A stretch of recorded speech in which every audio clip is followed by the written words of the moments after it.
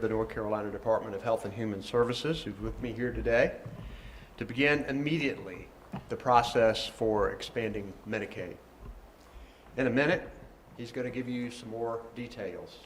But first, I wanted to reflect a minute on how and why we are here. Make no mistake, this has been an unnecessarily long and agonizing journey for many North Carolinians. But today, the hope that has stirred in so many across our state will become a reality. Today, we finally know the date of the start of life-saving health care for North Carolinians. And it's a good feeling. From the moment that the Affordable Care Act passed more than a decade ago, giving states the option to expand Medicaid, North Carolinians all over our state began the drumbeat to get the job done here. Since January the 1st, 2014, states have had the chance to say yes to billions of dollars and hundreds of thousands of health insurance policies for working people, people who earned too little to afford health insurance coverage, but too much for Medicaid coverage. And for 8 years, North Carolinians were denied, and Republicans emphatically said no. But after much convincing work by many supporters that changed with the passage of the bipartisan Medicaid expansion bill of March of this year, the only catch in that bill was that the Republicans insisted that Medicaid expansion be tied to the budget, even though it was unnecessary. Now, after months of waiting, the budget has passed and Medicaid expansion will happen. I know there's a lot of bad in the budget that they've passed, and I expect lawsuits to challenge the constitutionality of a number of parts, and I cannot in good conscience sign my name to it. And even though a veto of this budget would have been well deserved, that would take this bill out of my hands and send it back to this legislature, where even more mischief could have put Medicaid expansion at risk. In this legislative circus, we can't take any more chances on delay or defeat with the lives of so many people at stake. So now, Medicaid expansion is ready to launch. Since my very first day as governor, getting help to people who need it by expanding Medicaid has been a top priority. I hear countless stories from everyday people, many who earn a living working 2 or more jobs to make ends meet. But it isn't enough to afford health care. They're doing everything right, but they still can't get ahead and can't feel secure without worrying that a bad sickness or an accident could bankrupt them.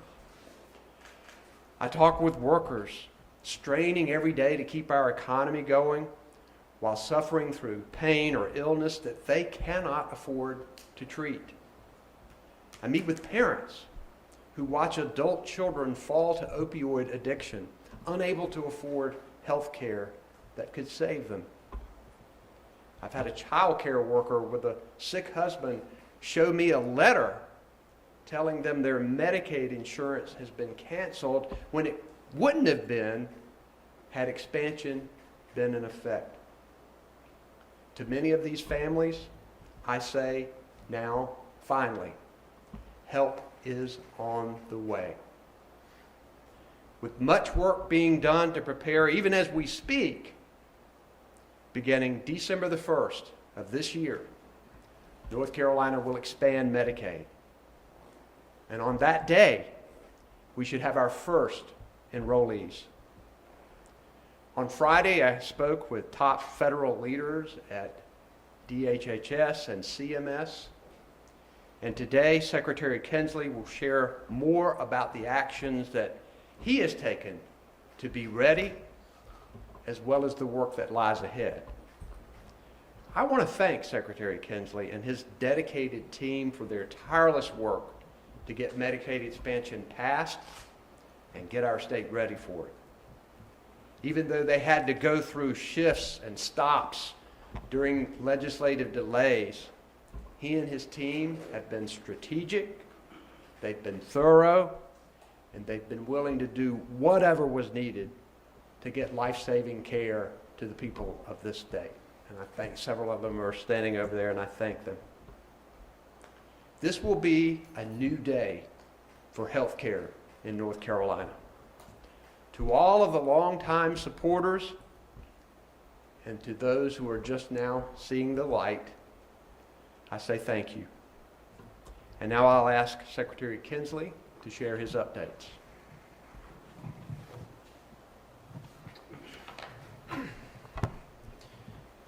Thank you. First, I'd like to thank the coalition of organizations and people across this state that have made this possible. Thanks to the legislators who fought for this for so many years to get us to today, and a special thanks to my team at the Department of Health and Human Services, who have been working for this moment for a very long time, nights and weekends for years.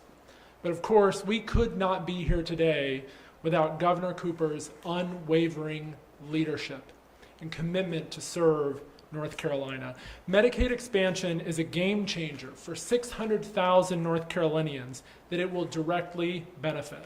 It's a game changer for healthcare providers, for hospitals, especially in rural North Carolina, who now, with incoming payments, federal dollars through Medicaid, will be able to sustain their operations and keep their doors open.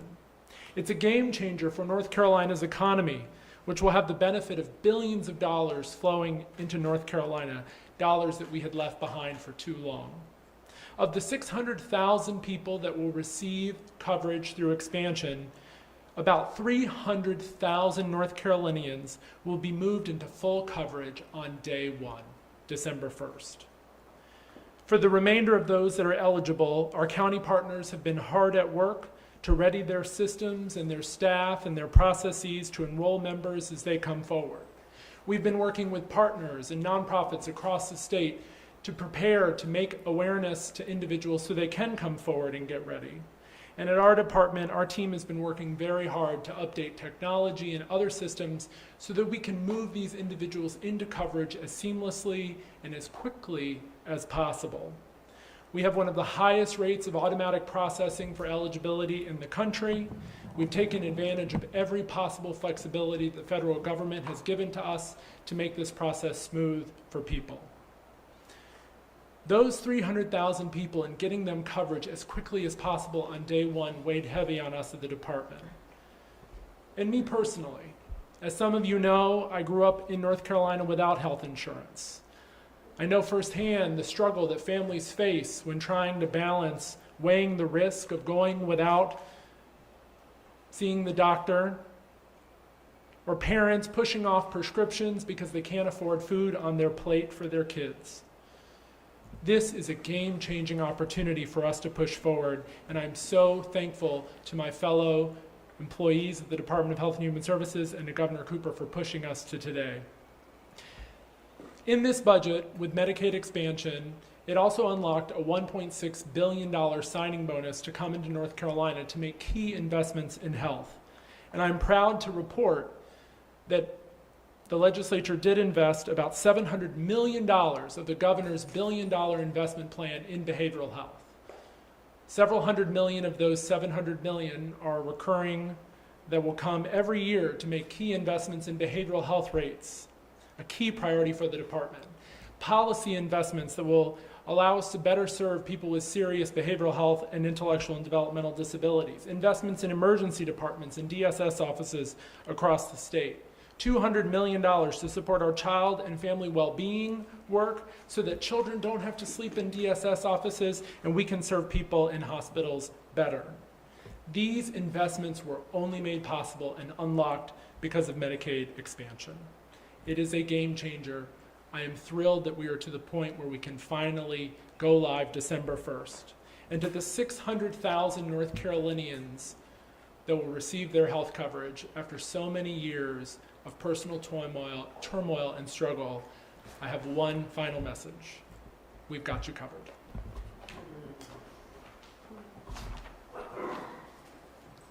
Now, Secretary Kinsley and I will be glad to take questions that you guys might have.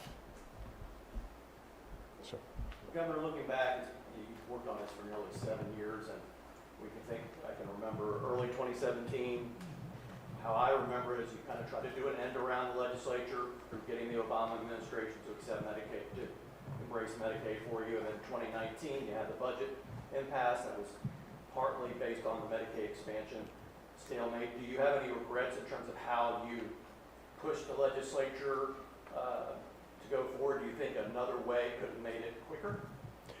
so we used everything that we could muster in order to get Medicaid expanded. We got a group of people across North Carolina that's one of the most unusual coalitions that I have ever seen, of people who believed that this was the right move and were unafraid to say so, even though it may have been politically unpopular in their party. For example, getting tough on crime Republican sheriffs to come to the legislature and say that a lot of the people that we are dealing with need health care and not handcuffs. Getting rural hospitals engaged with the legislature, saying, in order to stay open, we need to have Medicaid expansion. Getting rural chambers of commerce to say, we've got a lot of people who are uncovered and a lot is falling on the private sector, and we need this help in our rural areas to succeed with economic development.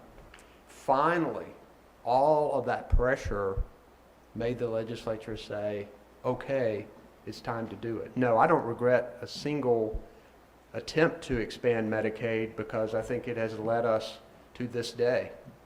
There's still 10 other states throughout this country that haven't expanded Medicaid, and I hope that they can take some of the lessons of the coalitions of people that we've been able to put together to try to succeed. So our attempts to expand Medicaid when they sued us in federal court to stop us, trying to get Medicaid expansion through the budget, working to have people all over North Carolina come to the legislature and encouraging Republican legislators to go and meet with them. All of that has helped. And I want to thank a number of the Republican legislators who continue to push this effort within their own caucuses to finally make this happen. Yes, sir. I had a couple, if that's okay. The first one, if the federal government shuts down in a few days, will that have any impact on the implementation timeline? Secretary Kinsley and I have had a few discussions with federal officials. They do not believe it will affect Medicaid expansion. Their technical people will continue to be on the job, and we believe that even with a federal shutdown, we will still be able to begin this on December the 1st. Other questions? And so what were some of the steps that had to happen so that the December 1st, date could be set? I'll turn that over to Secretary Kinsley.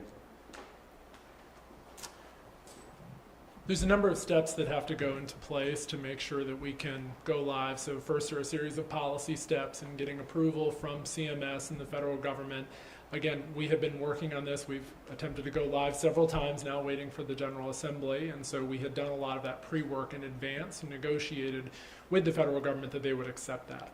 Second, there's a number of technical changes that we've had to put in place into our eligibility system to evaluate people's eligibility based off the different income thresholds, but also in our connection to the federal marketplace, which we know we're about to go into open enrollment. And so people who apply for health insurance there may be redirected back to us because they'll be known as Medicaid eligible now that they've updated those systems. We're putting that in place. We're also identifying individuals that are currently within our family planning benefit, a much lighter benefit. That's where those 300,000 people are, because we have access to some income information that they've either applied for Medicaid in the past or their SNAP benefits. We're able to identify them as eligible to move into the full benefit. We'll need to send them letters, inform them of the process, let them know what to expect. We'll start to do that in the next few weeks.